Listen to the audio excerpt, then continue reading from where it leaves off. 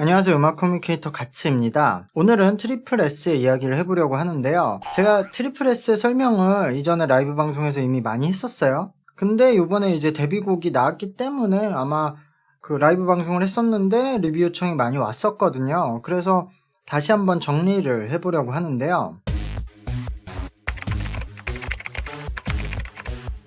같이. 먼저 간단하게 팀 소개를 해보자면 이 팀은 모드하우스라는 신생 기획사에서 처음 데뷔시킨 걸그룹입니다. 모드하우스는 이전에 소니코리아 그리고 이달소를 제작했었던 제작자분이 네이버 등의 투자를 받아서 만든 회사이고요. 이분은 일본통이라고 알려져 있어요. 저도 이분하고 같이 일했던 분들하고 많이 알고 있는데 어쨌든 일본 시스템에 해박하고 그래서 좀 저랑 좀 비슷한 생각을 많이 한다고 저는 개인적으로 느껴지거든요. 어쨌든 저는 개인적으로는 굉장히 선호하는 제작 스타일을 가지고 계세요. 이 팀은 전체적으로는 24명이 그룹을 형성하고 그 안에서 시작할 때는 4명씩 따로 유닛 활동을 한다는 형식으로 출발을 하고 있는데요. 시스템에 대해서 하나씩 이야기를 해보겠습니다. 먼저 음악에 대한 이야기를 해볼게요. 타이틀곡은 제너레이션.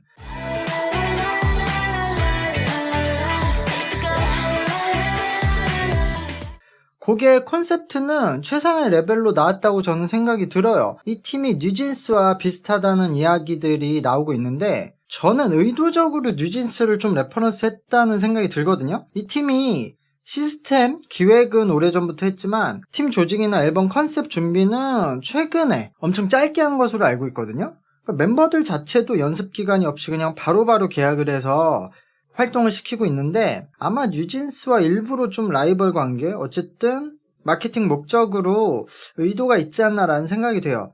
음원 자체도 뉴진스의 장르에 맞춰 나왔고요. 컨셉도 같은 Y2K 느낌의 뮤비와 안무 형태가 비교가 될 수밖에 없는 상황이에요. 뮤비 안에서 방 안에서 촬영하는 구도, 카메라의 시선과 그 안무, 그리고 이 전체적인 안무 중에서 포인트 동작들이 뉴진스의 안무와 닮아 있거든요.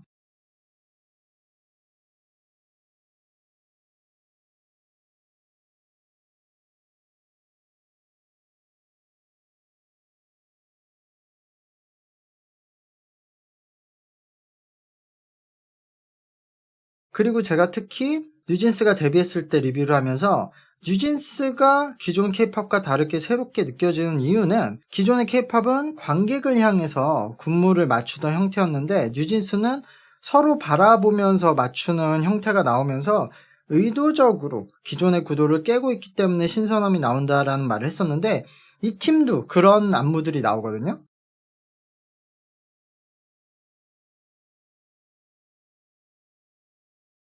그래서 저는 이거 모든 것이 좀 마케팅의 측면이 아닐까라고 보여요.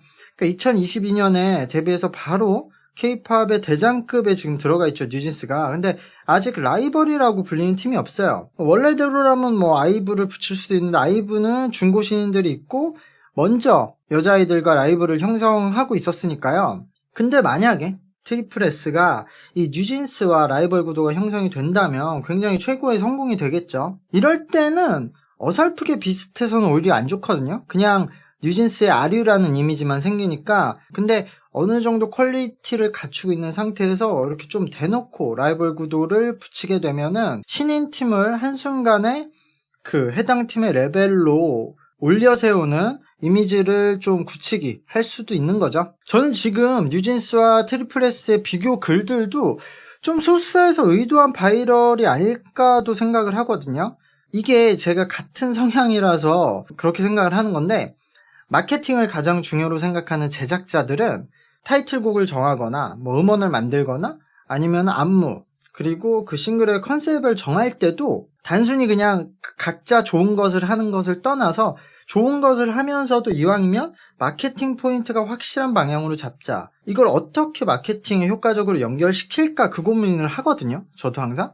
그래서 저는 그런 점에서 뉴진스와 지금 매치시키는 것이 마케팅에 가장 효과적이기도 하면서 지금 현재 흐름에 좋은 컨셉을 정할 수 있겠다라고 생각을 하지 않았을까라고 생각을 해요. 참고로 제가 뉴진스의 리뷰를 할 때 이게 K-팝의 새로운 형태가 나왔기 때문에 이 스타일을 다른 팀들이 이제 많이 따라할 것인가 그게 기대된다고 말을 했었는데요. 어제 나왔던 아이칠린의 곡도 이런 스타일이고 어쨌든 뉴진스의 이 웨이브가 꽤 영향이 있는 것 같아요. 말씀드렸듯이 마케팅을 엄청나게 중요하게 생각하는 제작자예요. 그래서 지금 신생 기획사 치고 유튜브 프로모션에도 굉장히 큰 돈을 쓰고 있어요. 효과적인 바이럴을 지속적으로 하려면 성적이 어느 정도 뒷받침이 돼야 되겠잖아요. 그래서 일단 유튜브 프로모션으로 MV 조회수를 엄청나게 확보를 하고 있고 아마 제 생각에는 앨범 판매량도 방법이 있다면은 어느 정도 회사 차원에서 확보를 하려고 노력을 할 것 같아요. 그런 의미에서는 이번 데뷔 유닛이 10만 장 판매 공약을 들고 나왔는데 이것도 의미가 있는 거죠. 일단 이 팀은 말씀드렸듯이 총 24명의 인원이라고 발표는 했어요. 사실 이것도 마케팅을 위한 전략이에요. 그 바이럴을 하기 위해 최적의 숫자를 고른 거라고 저는 생각해요. 그러니까 일단 숫자가 많을수록 화제가 되니까 유리할 테고 거기에 플러스 이왕이면 K-팝 뭐 역대 최고 숫자 요렇게 기록화할 수 있는 숫자면 마케팅하기에 더 좋겠죠. 근데 이제까지 꽤 이제 활동을 해서 알려진 팀 중에서는 NCT에 23명이 있었거든요. 그래서 유닛을 형성하기 좋게 짝수이면서 한 명 더 많은 24명이 되었다고 저는 생각을 했어요. 근데 사실 이 24명이라는 수치는 큰 의미가 없어요. 애초에 24명이라고 홍보를 했을 때도 멤버가 한두 명밖에 없을 때거든요. 그리고 24명을 전부 모아서 데뷔시킨 게 아니라 4명씩 유닛 활동을 시키는 형태고요. 활동을 시키면서 추가 인원을 한 명씩 충원하는 시스템이기 때문에 언제 24명이 될지 모르는 거예요. 그러니까 이거는 일단 24명까지는 뽑는다고 던져놓고 상황에 따라서 조절을 하겠죠. 누구는 이게 가상 인간으로 몇 명 채우지 않을 거냐 이런 예상도 했었는데 왜냐하면 이 모드하우스가 이런 NFT, 블록체인과 연관하는 회사들의 투자를 많이 받았거든요. 근데 제 생각에는 이건 그냥 말 그대로 목표치고 어쨌든 팀이 잘 되면 그래서 여건이 되면은 그냥 실제 멤버를 24명까지 채울 것 같아요. 근데 여의치 않거나 뭐 그러면은 중간에 멤버 영입 속도를 늦추거나 아니면 뭐 24명이 완성되기 전에 팀이 해체될 수도 있겠죠. 그러니까 그냥 마케팅을 위한 숫자일 뿐 지금 시점에서 크게 중요한 숫자가 아니라고 생각해요. 근데 이 별것 아닌 그냥 24명이라는 수치를 던져놓고 그것만으로도 이 팀이 초반에 인지도를 높이는데 꽤 큰 역할을 했다고 생각을 해요. 그리고 4명씩 나눠서 유닛으로 데뷔를 하는 시스템이 있죠. 그래서 지금 첫 유닛이 데뷔를 한 거고 이 유닛이 앨범 10만 장을 팔지 못하면 해체된다는 시스템인데요. 이것도 그냥 아무것도 아닌 걸 마케팅을 극대화하는 시스템인 거예요. 우선 10만 장이라는 수치는 저는 꽤 적절하다고 생각을 해요. 지금 뉴진스를 포함한 대장급 팀들은 당연히 뭐 10만 장을 훨씬 뛰어넘고요. 스테이시, 뭐 드림캐쳐 등도 10만 장을 넘기고 있거든요. 근데 그 외의 팀들은 10만 장이 엄청 어려운 수치예요. 그래서 신생 기획사의 신인 팀이 10만 장을 채우는 거를 그냥 조건만 보면 굉장히 어렵거든요. 근데 또 어느 정도 인기를 얻으면 불가능한 수치는 아니고 또 달성을 했을 때 바이럴을 위해서는 꽤 괜찮은 수치가 딱 10만 장인 거죠. 그리고 커뮤니티에서는 10만 장을 못 채우면 뭐 팀이 해체된다는 식으로 또 자극적인 방식으로 지금 바이럴이 되면서 팀의 인지도가 높아지고 있는데요. 사실은 그냥 이번 유닛이 깨지는 것 뿐이고 원래 이 그룹의 시스템 자체가 유닛이 계속 변동되는 거기 때문에 원래는 그대로 흘러가는 거예요. 근데 마치 10만 장을 못 채워서 바뀌는 것처럼 공약을 걸어서 마케팅에 이용이 되고 있는 거죠. 근데 10만 장을 못 채우면 원래대로 그냥 유닛이 변동을 하는 거고 어쩌면은 이런 공약을 통해서 그래도 목표를 세우고 팬들로 하여금 조금 더 분발하게끔 하는 거죠. 그래서 10만 장을 채울 기대도 한번 해보는 거죠. 아마 제 생각엔 앨범 판매량 추이를 보면서 뭐 택도 없다면은 유닛이 해체되겠지만 어느 정도 가능성이 보이면은 회사 측에서도 노력을 해서 어떻게든 10만 장을 채우려고 할 것 같아요. 그리고 이 팀의 특징, 가장 큰 특징으로 지금 내세우고 있는 거는 팬 참여 시스템이라고 팬들 중에서 돈을 많이 쓴 회원들이 직접 유닛을 선택할 수 있는 권한을 많이 가지게 된 시스템이에요. 그래서 사실 10만 장을 채우면 좋고 못 채워도 유닛을 변경하면서 팬들에게 많은 소비를 유도할 수 있기 때문에 회사는 뭐 잃는 게 없죠. 이런 전체적인 시스템이나 마케팅 방식도 일본의 경험이 많이 묻어나는 것을 제가 볼 수 있거든요. 그러니까 대중성보다 팬덤화로 성공시키는 여도를 만들겠다는 의지가 좀 보이거든요. 다수의 팬들보다는 돈을 엄청 많이 쓴 핵심 팬들의 숫자를 늘리겠다는 거예요. 그들에게 더 많은 권한과 혜택을 주면서 소비를 유도하게 되는 거죠. 여기서도 재미있는 마케팅이 있었는데 트리플S는 팀 론칭하기 훨씬 전부터 세계 최초로 팬 참여 아이돌을 만들겠다고 기사를 냈거든요. 근데 사실 이미 일본에 많은 아이돌 팀들이 팬 참여거든요. 유명한 AKB 팀만 봐도 팬들이 투표를 해서 싱글에 참여할 멤버들을 정하는 총선거라는 큰 이벤트가 있죠. 엄청 오래된. 그 외에도 AKB는 그 개인 방송을 하면서 후원을 많이 받은 멤버 순서로 싱글 멤버를 구성하는 이벤트도 있고요. 그 외에도 꽤 다양한 방법으로 돈을 많이 쓴 팬들이 직접 활동하는 멤버들을 구성할 수 있는 시스템이 있어요. 그리고 이렇게 하나의 큰 그룹 안에서 여러 유닛이 활동하는 방식도 AKB의 오래된 방식이죠. 이건 AKB뿐만 아니라 일본에서는 에그자일, 스타더스트 프로모션 등 굉장히 보편적인 시스템이에요. 거기에 같은 그룹에서 나온 유닛들이 서로 경쟁을 하는 시스템도 AKB 시스템이죠.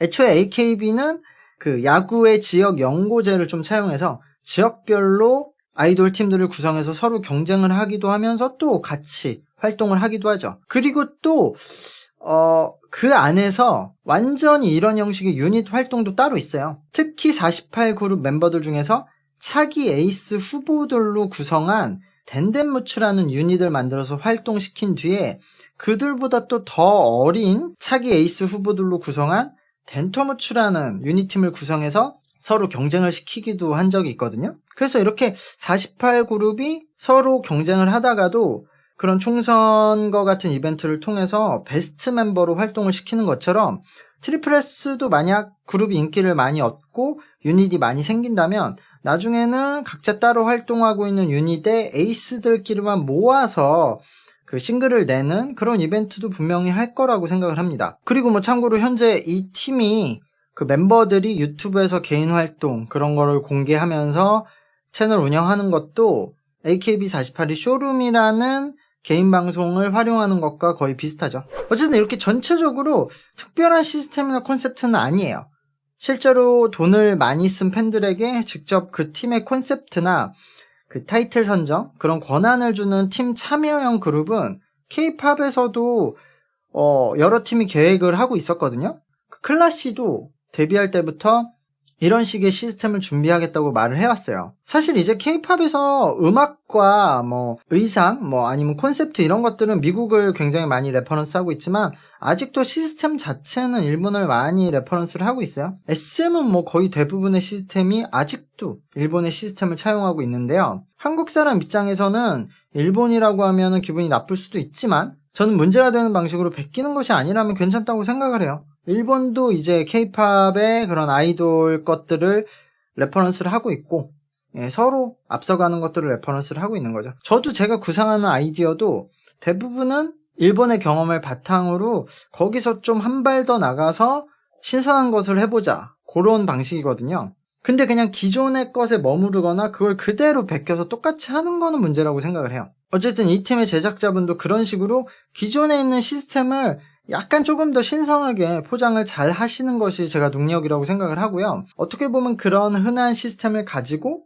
신선하고 새로운 것처럼 포장을 해서 마케팅을 잘하는 것도 실력이라고 생각을 해요. 마지막으로 멤버들에 대한 이야기도 해보려고 하는데요. 방과후 설렘으로 인지도가 있었던 김유연, 이지우가 합류를 했고요. 제가 항상 전설의 걸그룹이라고 말하는 버스터즈의 센터였던 김채연 양이 합류를 했고요. 가수 비비님의 친동생인 김나경님도 합류를 했고요. 이 회사는 애초에 지금 연습생 시스템이 없어서 그냥 한 명도 이 회사의 연습생이었던 사람이 없고 그냥 영입해서 바로 합류를 시켰어요. 멤버들에게 맞게 기획과 제작을 하는 게 아니라 그냥 이상적인 기획과 제작을 해놓고 괜찮은 멤버들 거기에 그냥 합류시키는 시스템이에요. 최근에 점점 K-팝의 제작 시스템이 이런 시스템으로 가고 있거든요. 하이브를 필두로. 그리고 사실 일본의 4648 시스템도 이런 시스템이죠. 전체적으로 그룹의 시스템과 컨셉이 미리 정해져 있고 다양한 멤버들을 일단 거기에 합류시켜서 거기에 맞추게 하는 시스템이죠. 그래서 대부분 이 회사도 다른 회사의 연습생들을 영입해서 바로 합류를 시켰고요. 거기서 제작비가 많이 절감이 된 거죠. 그러니까 이 회사는 진짜로 마케팅에 거의 돈을 많이 쓰는 팀이에요. 그래서 보면은 심지어 연습생 경력이 없는 그냥 일반인을 뽑아서 바로 지금 멤버에 합류시키기도 했거든요. 근데 이 과정에서 연습생이라고 해도 좋은 멤버들을 쉽게 영입하기는 힘들었을 건데요. 특히 방송에 출연했던 멤버들은 방송 출연 조건에 의해서 소속사와 계약으로 묶여 있었거든요. 계약을 해지하려면 위약금을 내야 하는 멤버들도 있었어요. 근데 이들에게 트리플 S는 데뷔 보장, 그리고 바로 수익이 정산된다는 시스템을 내세워서 멤버들을 좀 확보할 수 있었던 거거든요. 이 부분의 자세한 이야기는 제가 다음에 그 서바이벌 방송에 참여한 참가자들의 계약 문제를 다루는 영상을 올릴 거라서 거기에서 좀 더 얘기를 해보도록 하겠습니다. 어쨌든 이들에겐 가장 중요한 데뷔 보장 그리고 빠른 정산이라는 두 가지를 보장을 하면서 초기 멤버들을 좀 확보할 수 있었고요. 처음에는 신생 회사라 멤버 확보가 어려워서 먼저 마케팅을 시작하고 팀 이름을 어느 정도 홍보한 다음에 멤버들을 확보하기 시작했어요. 근데 지금은 어느 정도 멤버들도 확보를 했고 팀의 인지도를 점점 활동하면서 올리고 있기 때문에 앞으로 멤버 확보가 좀 더 쉬워질 것이다 라고 예상해 볼 수 있을 것 같아요. 이제까지는 뭐 코로나 문제도 있었고 신생 회사라서 특히 외국인 멤버 확보가 어려웠었는데 이제부터는 뭐 점점 이름이 알려지고 있으니까 외국인의 합류도 늘어날 것이라고 보여지고요. 그리고 유명해질수록 다른 유명한 연습생의 합류도 좀 더 수월해지겠죠. 그래서 아마 방과후 설레임 동창회가 되지 않을까. 어쨌든 저는 여러 차례 말을 했지만 이게 신생 중소기획사에서 할 수 있는 최선의 전략이라고 생각을 해요. 물론 바이럴이 너무 심하다고 생각하시는 분들도 계실 거예요. 이게 바이럴에 너무 진심인 회사이기 때문에. 근데 모든 회사들이 바이럴을 하는데 그냥 외주 회사에 맡기거든요. 물론 모니터링은 직원들이 대부분 직접 해요. 제가 아는 대표님은 직접 카톡 단톡방에도 들어가 계시거든요. 자기 팀에. 근데 그래도 기사를 뿌리고 커뮤니티에 게시물 뿌리는 것은 외주업체에 맡기는데 지금 이 모드하우스는 단순 팀의 홍보보다 그냥 타깃 설정이 좀 있는 그런 바이럴 게시물이 많은 거 보면 단순히 외주업체에 맡기는 것이 아니라 어느 정도 가이드라인을 주거나 타깃 설정을 해주는 거 아닌가. 그러니까 어쨌든 좀 관여를 많이 하는 느낌이 들어요. 그러나 이렇게 진심승부를 해야 된다고 저는 생각이 들어요. 아니면 지금 이런 K-POP 전쟁에서 신생회사가 할 수 있는 방법이 드물지 않을까. 제가 임창정님의 미미로즈의 리뷰 때도 어쨌든 임창정님을 내세운 마케팅이 없으면 미미로즈의 존재조차도 대부분 몰랐을 것이라고 얘기를 했는데요. 이것도 마찬가지라고 생각해요. 일단 이름을 먼저 알리고 나서 장기적으로 그 인지도를 바탕으로 승부를 보면 된다고 생각을 해요.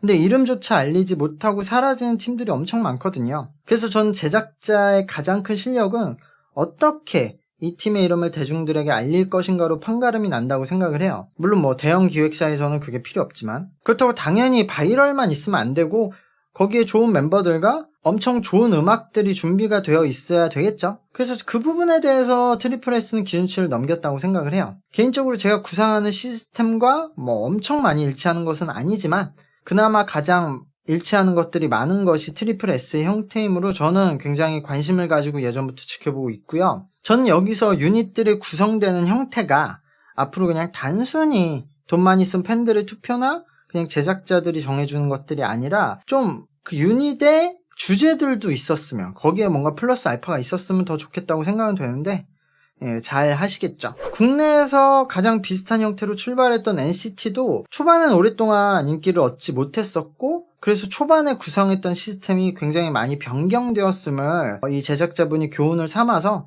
조금 더 구성을 촘촘하게 하면서 나간다면 전 충분히 가능성이 있고 재미있는 팀이 되지 않을까라고 기대를 하고 있습니다. 어쨌든 결론적으로 현재까지 좀 바이럴이 심한 편이지만 충분히 가능한 도전이고 기대를 할 수 있는 팀이다. 하지만 역시 이런 환경과 시스템에서 한 번만 삐끗하면 무너진다고 생각을 하거든요. 지금 계속 팔로우하면서 소식을 전달하겠습니다. 오늘 영상은 여기까지고요. 구독과 좋아요 부탁드리겠습니다. 감사합니다. 안녕.